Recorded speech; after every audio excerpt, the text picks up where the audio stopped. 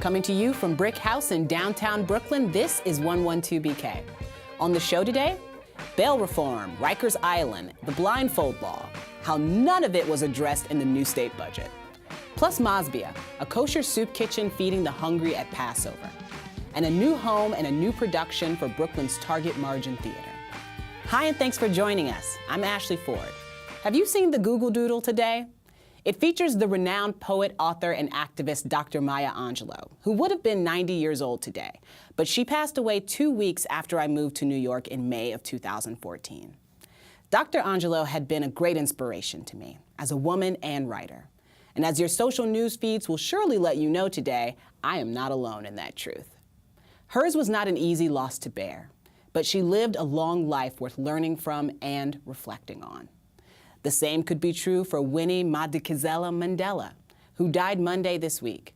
A ferocious South African woman, an activist and politician, Mandela was no stranger to controversy or victory.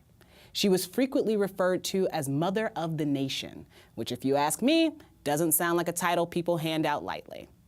I mention these two women today against the backdrop of the 50th anniversary of the assassination of Martin Luther King Jr., because I've been thinking about loss. What do we lose when people we admire die? A death can certainly incite hopelessness, and it almost always hurts, but what do we lose? What I've come to accept is that when my heroes pass on to whatever does or doesn't come next, I haven't been abandoned. If anything, a death is a message. When our leaders die, whether that death be natural or not, what they leave us is something to live up to, something to remember fondly, and a charge to complete the work. I think that's our job now. And we have Maya, Winnie, and Martin to thank for the shoes we should all be looking to fill in one way or another. Our first conversation coming up next.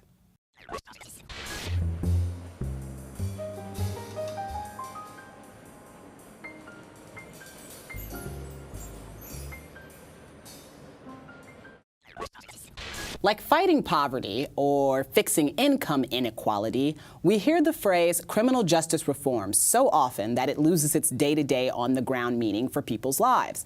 And the reason we hear it so often is because these reforms rarely happen, thanks to a political system clogged with inefficiency and, sadly, indifference. For example, how well did this past weekend's New York State budget deal address issues like bail reform, the right to a speedy trial, and Rikers Island? I'll let you take a wild guess, but for actual answers, let's hear from Gabriel Sayegh, the co-founder and co-executive director of the Katal Center for Health, Equity, and Justice. Jarrett Murphy of City Limits hosted the show yesterday. Here's that conversation. Gabriel, thanks so much for joining us again. The budget that was passed in the past week did not have a lot of what criminal justice reform advocates wanted to see in it. What was it you wanted to see that was not there? Yeah, it would have been great to see what the governor had said would be in it at the start of the year, which was a real robust reforms to pretrial practices. Bail reform was the issue that rose to the top, and that's one that we were all fighting for, but there's also speedy trial and discovery issues, and the governor spoke about that at his State of the State address. It was bail that rose to the top over the course of the budget period up and through the end of March, but none of those items made it, nor did much of anything else related to criminal justice, and so it was a very disappointing budget process in that regard.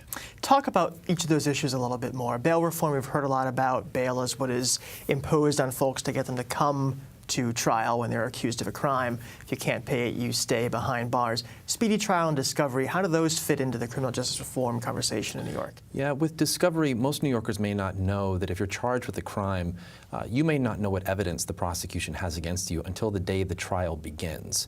And as a result of that, your defense can't prepare an adequate defense for you, and it delays the process substantially. And a lot of advocates call it the blindfold law. Because of the way that New York's discovery laws are set up, you're blindfolded until you actually get to trial. And that's just a travesty of justice on its own right, but it has really grave implications for defendants across our state. And so many people linger inside of the criminal justice system a lot longer than they ever need to, simply because they don't know the evidence that the state has against them. So discovery reform would fix that. With speedy trial, we have a problem where, particularly in New York, people can be stuck in jail, or if they've been able to bail themselves out, they can be out, but their trial can take upwards of 3, 4, 5 years to ever happen, if at all. We think about the right to a speedy trial, the Sixth Amendment, we think that, well, you know, there's if I get charged, I'll have my trial fairly quickly. There was actually a poll that was done and recently that asked New Yorkers across the state, how long do you think it is too long, you know, to wait for your trial? And most New Yorkers said, well, 2, 3, 4 months. You'd be surprised to know that on average in the Bronx, for instance, it can take upwards of 3 years to get your trial on a misdemeanor charge. So the story of Khalif Browder. Khalif went to court over 35 times before his case was dropped. And that's a speedy trial issue. There's no real hard rules that force the court to make the trial happen in an appropriate amount of time. And so the solution here is to close those loopholes and ensure that defendants have access in their right to a speedy trial. Why did these important sounding reforms, logical sounding reforms, why did they not make the final budget? What happened, do you think? Yeah, I think it's a couple of things. One, there was not an effort on the part of the governor to make these reforms as sort of this or nothing. I mean, the governor did put forward some reforms. There was mixed reception to that, but to their credit, they did signal later in the budget session that they were open to changing some of those things and improving them, which was a big step, and we recognize that on their part. But there was never a moment where there was a line drawn in the sand that said, if these things aren't included, nothing is going to move forward. For a lot of criminal justice reform advocates and for those of us that are working on these issues and for the people that have been stuck on Rikers and many others who have been processed through the system and their families, that seems hard to digest because you have on a daily basis here in the city of New York and across the state really serious grave injustices happening predominantly to poor people and people of color. And those need to be addressed, and they need to be addressed immediately. And so that's one aspect here. There was no line drawn in the sand. The second is the Senate. Both the governor and the assembly put forward proposals, and we can debate the particulars of those proposals, but the Senate had nothing. They had indicated that they were open to talking about it, but when it came down to it, they really weren't. The Senate configuration as it is, with the way that we have the Republicans and the Democrats and so forth, you've done a lot of work on that.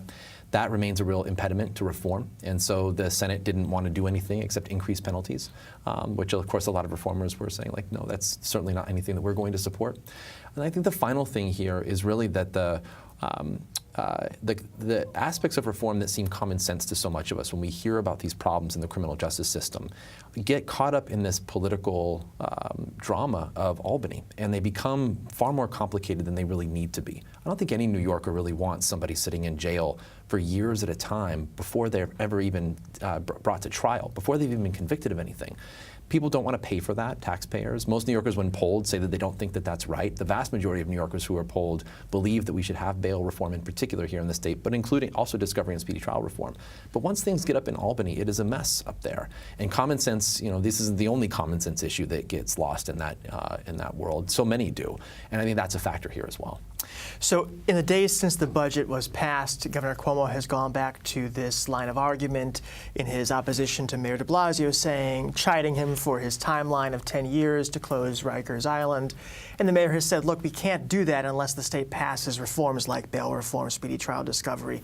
Which of the two is right? Is it possible for the city to move faster toward closing Rikers without those reforms? Or does the governor need to kind of put up or shut up? Yeah, they're both right and they're both wrong here. The governor does need to put up or shut up here. We can't talk about expediting a 10-year timeline and not get things like bail reform passed. You got to do it. There's simply no way to expedite the timeline without reforming bail, without reforming speedy trial, without fixing discovery practices here in the city of New York and statewide. On the other end, there's other things that can happen here at the city level that can and should occur that the mayor can do. Now, the mayor's moving some stuff forward. That's good. We want to see that done more quickly. We want that process to be done as swiftly as possible. And so both of them have got to come together and figure out a plan to get this thing done. It's really, really a what's the word for it? It's frustrating, to say the least, to have two of the most powerful elected officials in the state of New York, two white guys, battling it out over who's more progressive and whatnot. And daily, people in the city of New York, and particularly in Rikers and the criminal justice system, are being ground up, and injustices are perpetuating, and all sorts of things that are going on that really need to get fixed. And so ideally what would happen here is that they would come together, say, look, we got to get something done here that's going to fix these problems, because people's lives literally are at stake, and let's get it done as quickly as we can. And And for both of them, you need to do things here in the city, you need to do things at the state level to make that possible. One of the things the city has done fairly recently is identify the sites where it will increase or expand capacity to take the prisoners who are inmates or detainees who are not on Rikers anymore once Rikers is shut down. The only new site is in the Bronx, and there's been a controversy about where the city has chosen to site that and whether the neighborhood wants it, whether it's going to harm the neighborhood.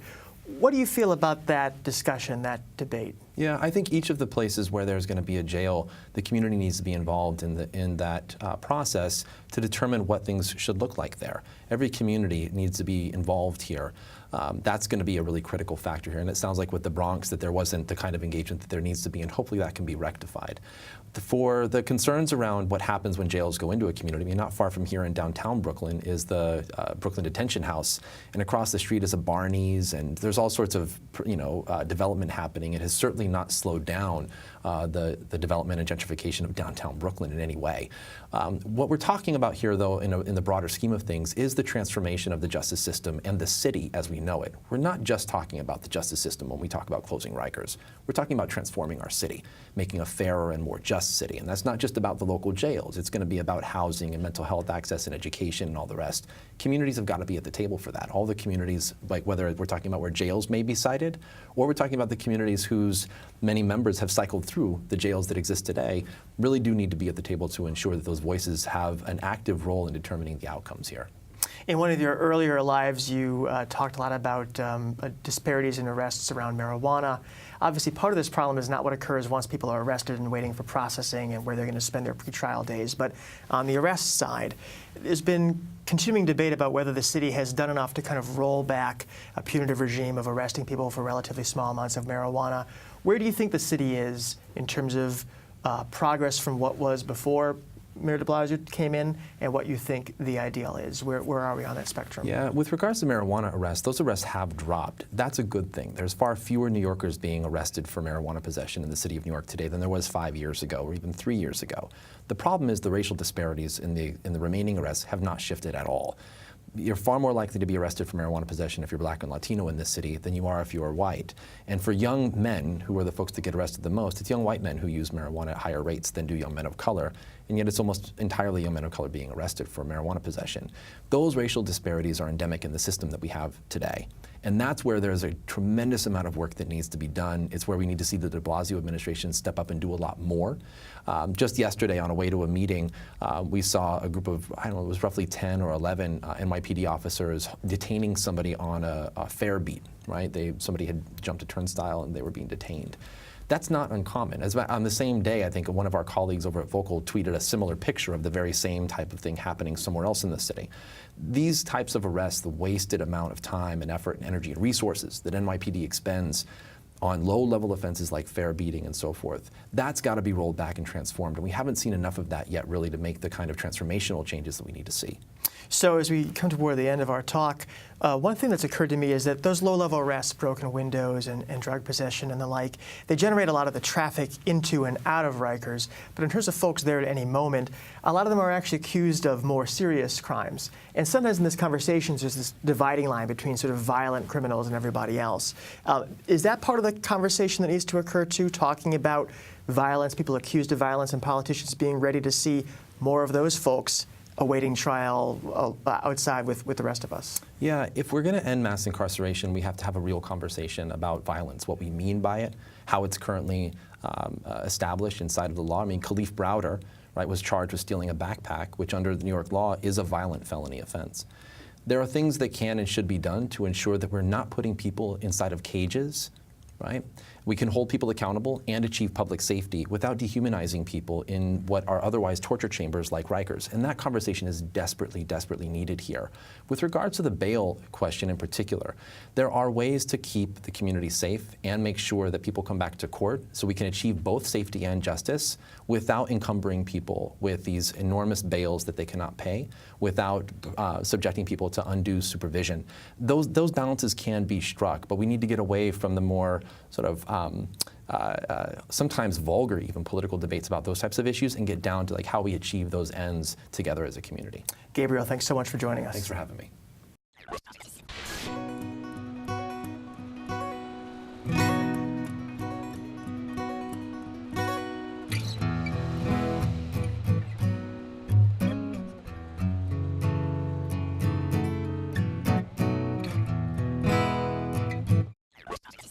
We're at about the halfway point through the 8 days of Passover, when observant Jews give up things like bread, rice, corn, pasta, pizza, beer, whiskey, and vinegar, just to name a few. Most folks don't go hungry during the holiday, of course. Matzah may be unleavened, but it's hardly unfilling. But there are plenty of people in this city who, far too much of the time, don't have enough to eat, including some Jews, which is why someone like our next guest does what he does. Alexander Rapaport is the executive director of Masbia Soup Kitchen Network, which serves more than 2 million meals a year. Thank you for joining us in the studio today. Thank you for having me. First of all, can you just tell me, do you guys do a Seder at Masbia? Yes, this is the second year we actually did a Seder is 2 days, so 2 nights, so we actually did it the second year. Wow. How did it go? It went very well. We had hired a rabbi to do the Seder part, and we hired a singer to do a little bit of the songs. Wow. And then there was staff there till late at night, kind of serving everybody. And like all the time, we had staff and volunteer serve lots of guests who, up to the last minute, hoped to be invited to other people's Seder, Right. but in the last minute weren't invited and ended up coming to a soup kitchen for a Seder. Oh, wow. That's like really lovely for you guys to have that for people to engage in. I really, really love that idea. That's it. Like, Passover is a holiday that, you know, as we just mentioned, you give a lot of things up, including food. How does that gel with the mission of a soup kitchen? Right. So, and what happens is, throughout the year, from whatever we do, Passover is about 20% of all the food we do. Wow. Because there's so many people, when it comes to a holiday, that find themselves on a tighter budget than all year round. Right. The kids are home from school. It means breakfast and lunch that you got from school, you now take from your own budget. Right. The idea that there's other things that the holiday requires makes the cost, the budget of the family go up, and that puts strain on food. Plus the fact that you'd like to do nice holiday meals, Right. and that makes our lines go 300%. Wow, 300%? Well, you guys have seen a lot of growth from, you know, what I read. When you guys started, you were doing about 160 plus meals a week, and now you're up to 2,000 a week. Like, what does that do for an organization to have that much usage? Yes, so it definitely takes a toll even on the walls of the places we rent. I mean, Right. everything, just the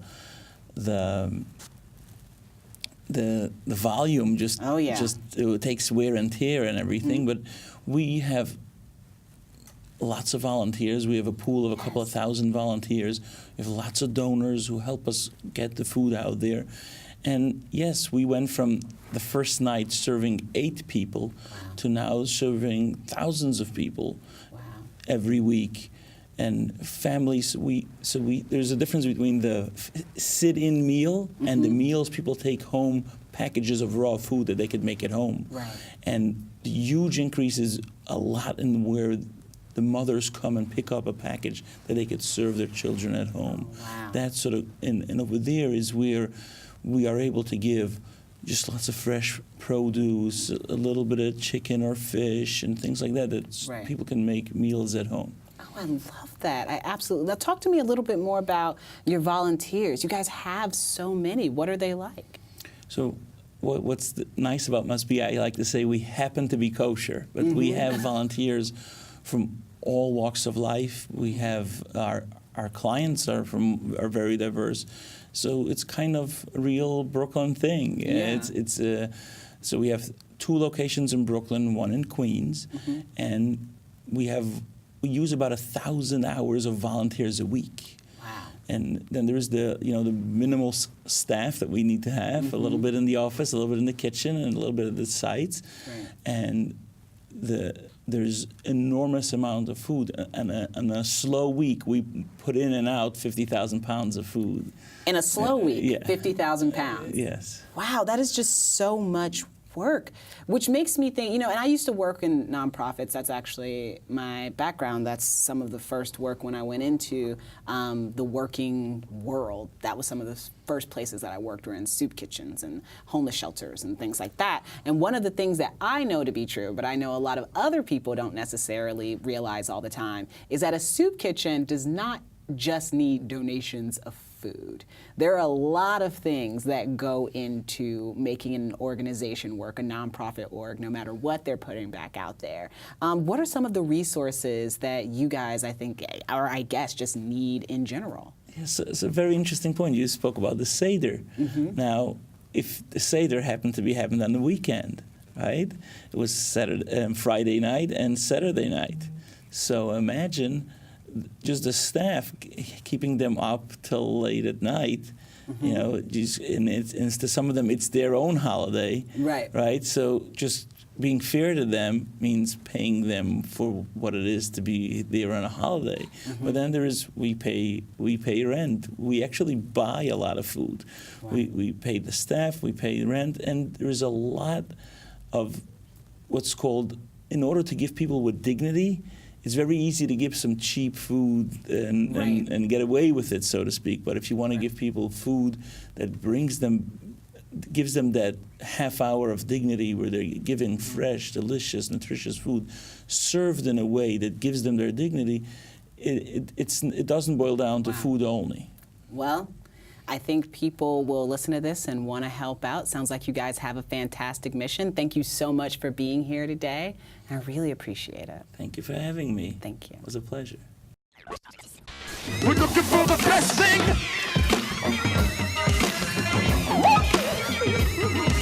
We're looking.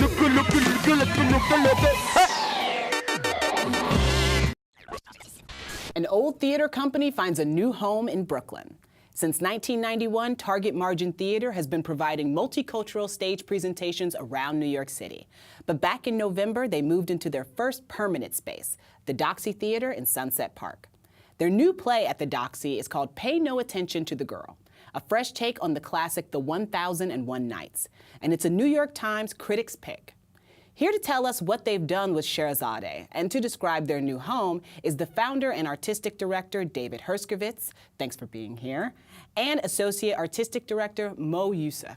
Welcome to 112BK. Thank you. How are you guys doing today? How are you feeling? Fantastic? Yeah, fantastic. Fantastic. Sure. Fantastic. David, give me a little history about the theater. Oh, sure. I mean, not the theater in general, but yeah. Well, back in ancient times, I'll tell you, I started this company alone, but almost immediately lots of other people got involved. Right. So it's been a group thing all the way.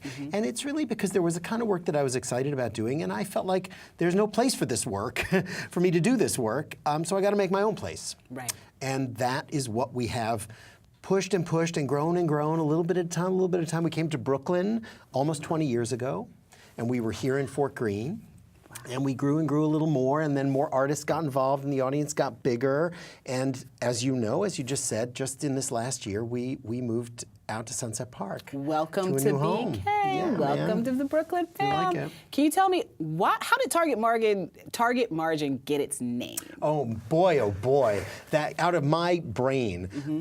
And you know, one of my answers to that question always is like, well, what do you think it means? Yeah. But I won't torture you with that. But there's a whole video. Yeah, dedicated to that. but in a way, it's because I like to go at things artistically, Right. and also culturally and personally and socially sideways. Yeah. And it means, like, is the target the thing right there, or maybe it's going around to the margin, the stuff around the Right. target that's going to actually get you home Right. in the most meaningful way. I like that. Come through, David. That's what I'm selling. Now, Mo, we understand that you actually are the one who came up with the idea for doing this show particularly. Can you talk to us about why that is, where that came from, how that fit with the artistic mission? Yeah, I can try. Do your explain best. that. Let's see.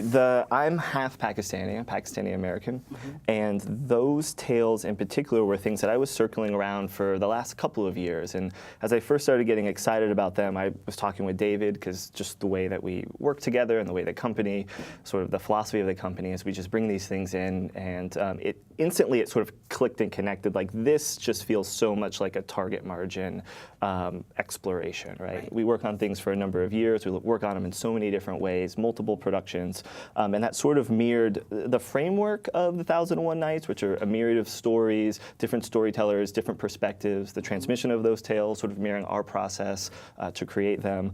And then just culturally, they were very personal to me. I have not really explored a lot of my own personal cultural heritage in the art that I made or with any of the companies I've worked with. And this seemed like a great opportunity to take that and embrace a whole different artist community in David's work and push that forward. I love that. I so love it. Now, David, Ben Brantley in The Times says this about the production. It is surprisingly easy to follow the plots and characters within these stories framed by stories framed by stories. The ambiguity that pervades this production is deliberate and of a different order. Now, assuming Ben got it right, can you explain that a little bit? Oh, I'm so glad that you read that quotation, because it's one of the things that makes me happiest in his response. You know, the storytelling is hard, and I want to make it clear, and yet, what's interesting about the material, and this is what Moe was saying, is that it's so layered. Like, where are the 1001 Nights from? Yeah. There's not an answer to that question. There's not right? an answer to that question. They're Arabic, they're Indian, they're South Asian, they're Pakistani, they're Iranian and Persian, and on and on and on and on. And what do they mean? What a silly question, right? So those ambiguities we're trying to lay those open for people, and yet, at the same time, they're just great stories. Just telling the story. And you just want to tell a good story, right? Exactly. I love that. Yeah. I love that so much. Moe, people are going to want to come see this show. Yes. How do they do that? Oh, they go online to targetmargin.org and they purchase a ticket, or they call the office. Yeah. 718-398-3095. I can throw out my email. Come to the show. Yeah. Right. Please So you guys are do. very accessible, is what I'm Yes. hearing, and the show is going to be amazing. Hopefully I can come see it. I'm going to encourage others to come see it. This sounds amazing. Thank you guys so much for being here. I really appreciate it. Thank you. It's a pleasure. Thank you so much We'll for your have you interest. back soon. Let us know about all the shows. Cool. Tomorrow? Not tomorrow, but we'll be back tomorrow with a new media outlet called Cannabis Wire, and a preview of the My True Colors Pride Awards, and a new city program aimed at training apprentices for 21st century careers. I hope you'll join us again for 112BK.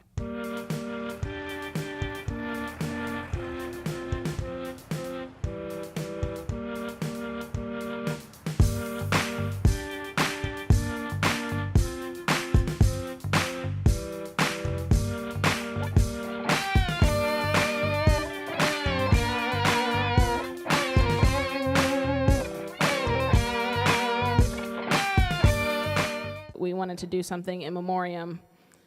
So rest in peace, Aaliyah. You know, somebody else who was taken too soon.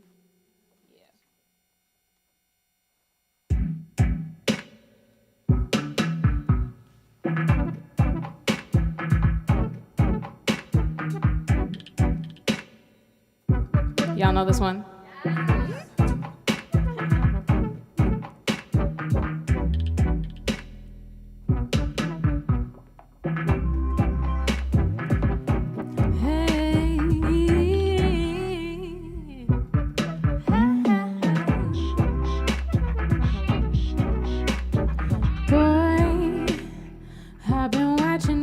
Like the hawk in the sky up high, you were my prey.